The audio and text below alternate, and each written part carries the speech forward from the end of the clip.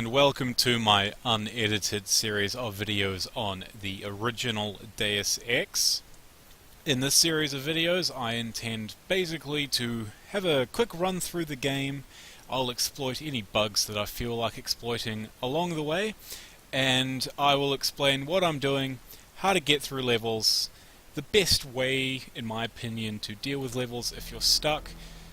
Just generally explaining what I'm doing as I play through, so people who may not have played the game, or people who have tried to play the game in the past but didn't really get the hang of it, can have a little introduction into exactly what's going on. In this video I'm just going to build my character, explain a little bit about what the skills do, and then in the next video I'm going to actually do some gameplay. As I mentioned just before, I am going to be exploiting some bugs. I will explain how the bugs work, why they work, and I will try my best to always show a way to do what I'm trying to do legitimately. For the most part, I am just going to be... There's only one bug that I can think of that actually skips an entire level, and it's completely optional. I will show you how to do that level anyway. Obviously, if you don't want to abuse these bugs, you don't have to. Although with the lockpick and multi-tool bugs, it will require you to have those skills. Great, so I'll just start a new game. I'm going to go for realistic difficulty. It's my favorite. I only play realistic now. And here we see our skills. Now, one thing to note, a couple of these have been explained in the tutorial, and I do recommend you do the tutorial. It saves me a little bit of work having to repeat what the tutorial says. So go ahead and play the tutorial. It'll give you a little bit of an introduction into the game and its mechanics. But right now I'm going to explain how the skills work and the RPG elements in the game. In this game you get experience points, skill points as you can see here. You start with 5,000 of them. And you can upgrade your skills whenever you want, as long as you have the points needed to upgrade it. As you can see here, I start off untrained in everything except pistol, and this is the only opportunity in the game in which you can downgrade any skills which are trained or higher. So if you don't want to start trained in pistols, you can downgrade it and get 1,500 skill points to spend elsewhere. I'm going to do that. I'm going to downgrade my pistol. Now, the way I like to play, I like to have good computer early on, so I'm going to upgrade my computer twice. The computer skill basically lets you hack ATMs and computers and security consoles just at the trained level, and you can do basic level, entry level things on them.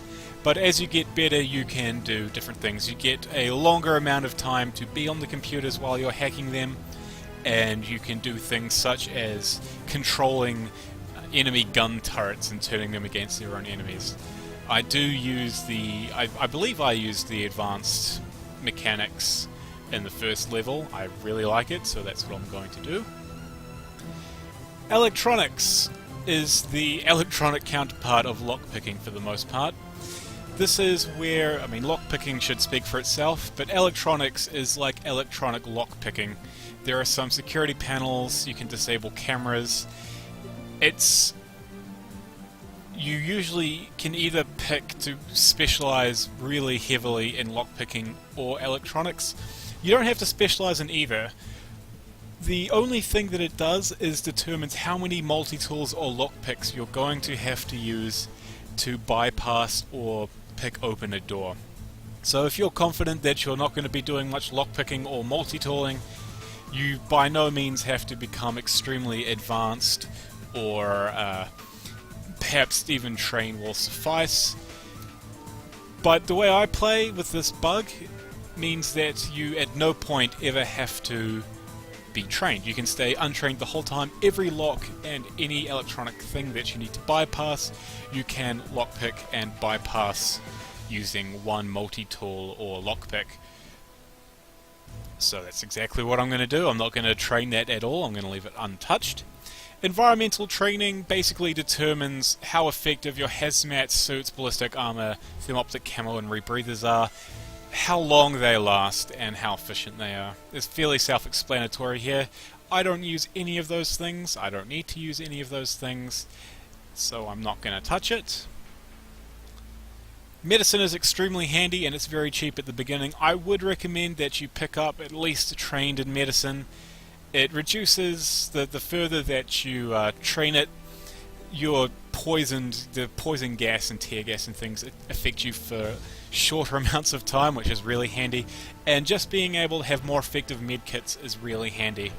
Because I'm playing on realistic difficulty, which is where headshots and torso shots do a lot more damage, and enemies immediately go for the head or torso shot, I don't think I'll go for medicine. I might if I have a couple points left after this, but that's definitely something to keep an eye out and upgrade when you're ready for it.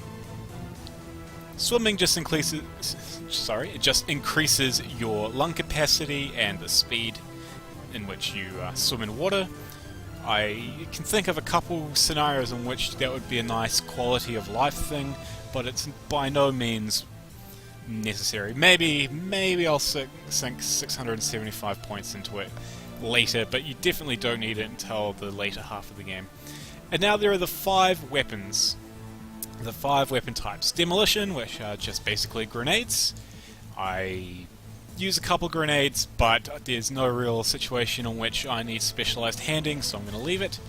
Heavy weapons, which are basically the rocket launcher type weapons. They're already strong enough as it is, and I don't use them in heated combat. I use them more as a specialized tool, so I don't need to upgrade them at all. Although I do know from experience that being advanced or master in heavy weapons is really nice. Low tech is melee weapons. I'm not going to use melee weapons. Maybe when I get the best melee weapon in the game I will pick it up, but maybe not. Pistol, I have downgraded that as I've already explained. And rifle, I am going to definitely upgrade rifle to trained. Yeah, you know what? I'm gonna bring pistol back up to trained as well. So a note on the experience points. I can't remember if I've already explained this, so I'll go over it really briefly. You don't get them from killing, but you get them from completing objectives and finding new areas, finding secret paths, things like that.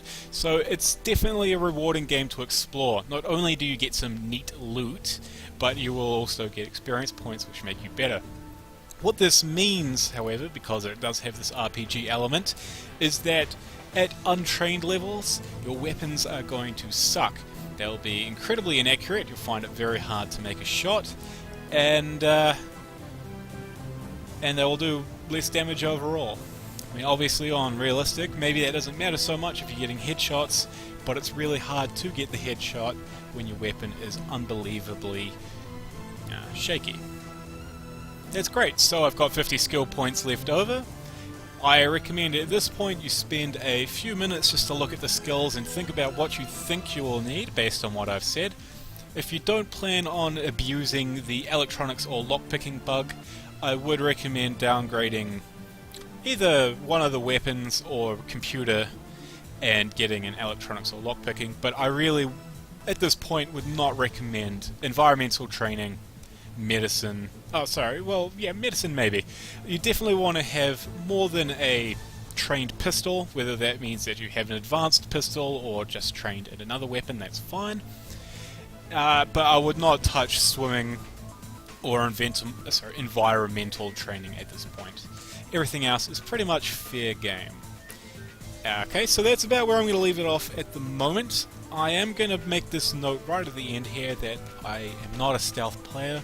I don't play stealthily at all, so I'm really sorry. I'm not going to be able to help you if you want to learn how to play stealthily.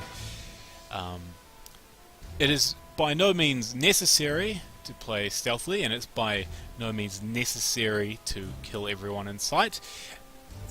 There is some strange stealth AI, and the enemies have some very primitive AI, and I'm not sure about their line of vision and stuff like that. I've never really got the hang of the stealth. From my understanding, it's not that difficult. It's just a little bit fiddly. So I'm just going to leave it off here, and I'll come back to you in the next video, and we will play the first mission, the first island, Liberty Island.